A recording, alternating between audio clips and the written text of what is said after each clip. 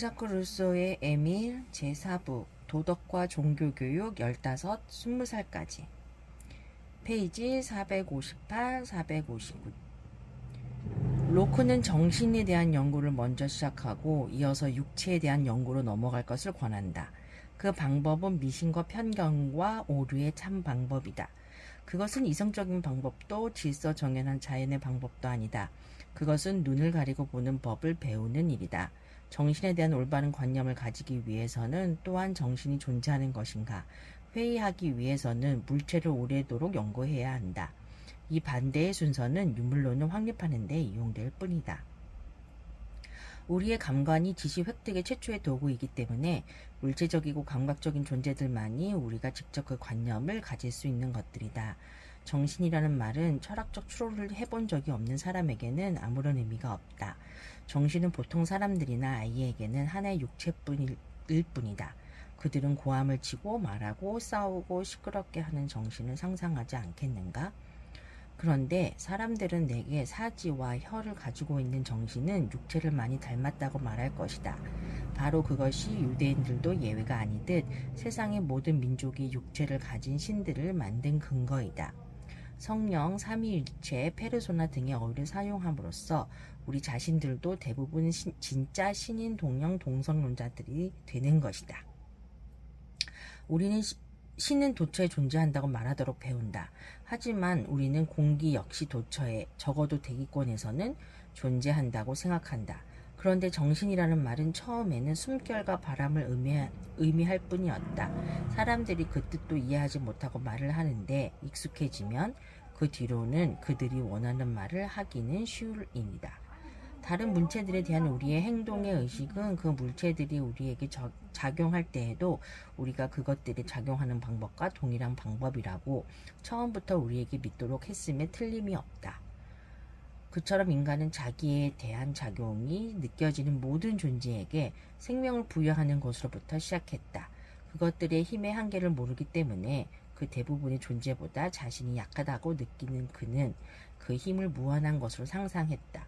그리하여 그는 그것들을 육체를 가진 존재로 생각하면서 곧 신으로 만들어버렸다. 원시 시대에는 모든 것을 두려워하여 인간은 자연 속의 어떤 것도 죽은 것으로 보지 않았다. 그들에게 물질의 관념은 정신의 관념보다 더 빨리 형성되지는 않았다. 왜냐하면 물질의 관념은 그 자체로 또 하나의 추상적인 관념이기 때문이다. 그들은 그처럼 우주를 감각적인 신들로 채웠다. 그들에게는 별, 바람, 산, 강, 나무, 도시, 집들까지 모든 것이 자신의 영혼과 신과 생명을 가지고 있었다.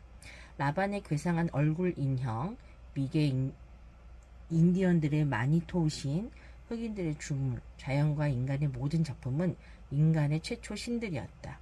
다신교는 그들의 최초의 종교였으며 우상숭배는 그들의 최초의 예배의식이었다.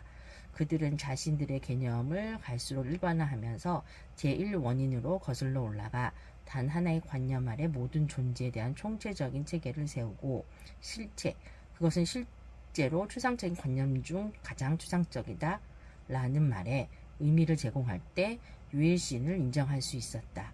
따라서 신을 믿는 아이는 누구나 필연적으로 우상숭배자이거나 아니면 적어도 신인 동령 동성론자이다. 그리고 상상력에 한번 신을 보게 되면 오성이 신을 이해하는 일은 좀처럼 드물어진다. 그것이 바로 로크의 순서가 가져오는 오류이다. 페이지 472, 473 나는 이제 3인칭으로 이야기하는데 지쳤다. 그것은 너무 쓸데없는 배려인 것 같다. 왜냐하면 친애하는 고향 사람들이여 그 불행한 도망자는 곧 나 자신이라는 사실을 당신들은 충분히 느끼고 있을 것이기 때문이다. 나는 젊은 시절의 내 무질서한 생활을 감히 고백할 만큼 그것을 객관적으로 바라볼 수 있다고 생각한다. 또한 그 생활에서 나를 벗어나게 해준 사람의 손은 내가 느낄 수 있는 약간 수치를 무릅쓰고라도 적어도 그 선행에 얼마간의 존경을 충분히 돌려받을 만하다. 내게 가장 감명 깊었던 것은 내 존경할 만한 선생님의 사생활에서 위선이 없는 미덕과 큰 인간의 항상 곱고 가식이 없는 말, 그리고 말에 일치하는 행동 등을 보는 것이었다. 나는 그가 자기가 도와준 사람들이 저녁 기도에 참석했는지, 고해를 자주 하는지, 규정된 날들에 단식을 하는지, 금육제일 음식을 먹는지 등등을 알아보는 것을 본 적이 없으며 또 그와 유사한 다른 조건들, 그 조건들을 지키지 않으면 굶어 죽게 되더라도 독신자들로부터 도움을 기대할 수 없다를 강요하는 것을 본 적이 없다. 그런 관찰에서 용기를 얻어 나는 새 개종자로서의 자연스러운 열정을 과시하지도 않았으며 그렇다고 또 나 자신의 생각을 지나치게 숨기려고도 하지 않았는데 그 때문에 그가 나에 대해 불만스럽게 생각하는 것을 보지 못했다. 때로 나는 이렇게 생각할 수 있었다. 내가 내 모태 종교에 대해서도 무관심했다는 것을 알고 있기에 그는 내가 새로 신봉하게 된 종교에 대해서도 무관심한 것을 내게 말하지 않는다. 그는 내 무관심이 더 이상 종파에 관한 문제가 아님을 알고 있다. 하지만 때때로 그가 로마 가톨릭 교회의 교리에 반하는 교리에 찬성하거나 가톨릭 교회의 모든 의식을 별로 중요시하지 않는 듯한 모습을 보았을 때 나는 어떻게 생각해야 했던가. 만일 내가 그가 거의 존중하지 않는 것 같았던 그 의식의 충실함이 덜한 모습을 보았다면 나는 그를 가장한 신교도로 생각했을 것이다. 하지만 사람들이 보지 않든 그가 신부로서의 의미를 어김없이 이행하는 것을 보는 나는 그 모순을 어떻게 이해해야 할지 몰랐다. 과거에 그에게 면직을 가져다 준 하지만 교정이 확실히 되지만은 않은 그 과실을 제외하면 그의 삶은 모범적이었으며 품행은 나무랄 데가 없었으며 그의 언행은 정직하고 현명했다.